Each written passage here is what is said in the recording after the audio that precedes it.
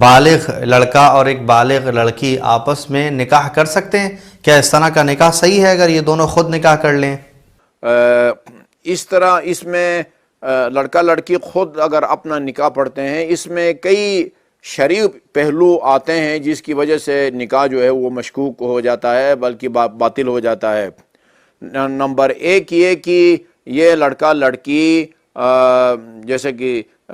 سوال کے لب و لہجے سے بھی پتہ چلتا ہے، اس کا مطلب ہے کہ لڑکا لڑکی کسی سے پوچھے بغیر، والدین سے پوچھے بغیر، خصوصاً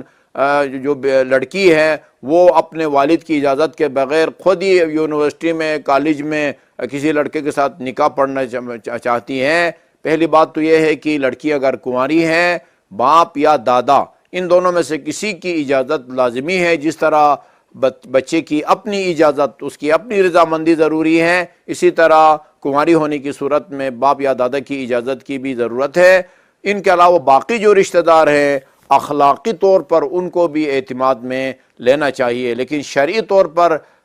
یعنی باپ دادا کے علاوہ کسی اور کی رضامندی جو ہے وہ ضروری نہیں ہے۔ حتیٰ ماں، سگے بھائی، ان سے اجازت نہ لی جائے اور ان سے مشورہ نہ کیا جائے، صرف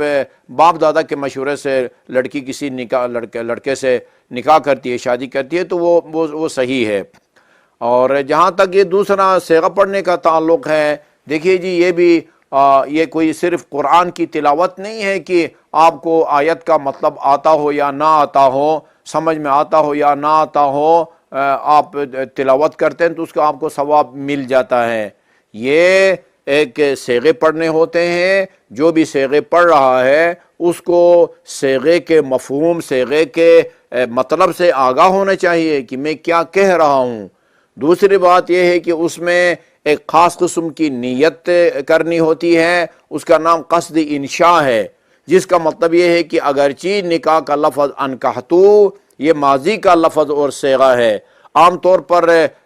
گزرے ہوئے زمانے میں جو واقعہ پیش آ چکا ہوتا ہے اس کی خبر دی جاتی ہے۔ انکحتو، ضربتو، اکلتو، شربتو، میں نے کھایا، میں نے پیا، میں نے نکاح پڑھا۔ نکاح پڑھے کا مطلب یہ نہیں ہے کہ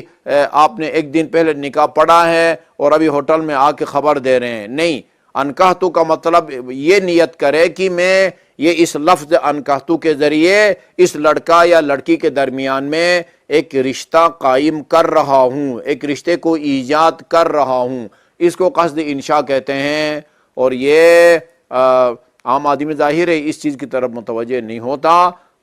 اس لیے بہتر ہے کہ کسی مستند عالم دین کی خدمات حاصل کریں جو وہ یہ تمام شرائط کے ساتھ جو ہے وہ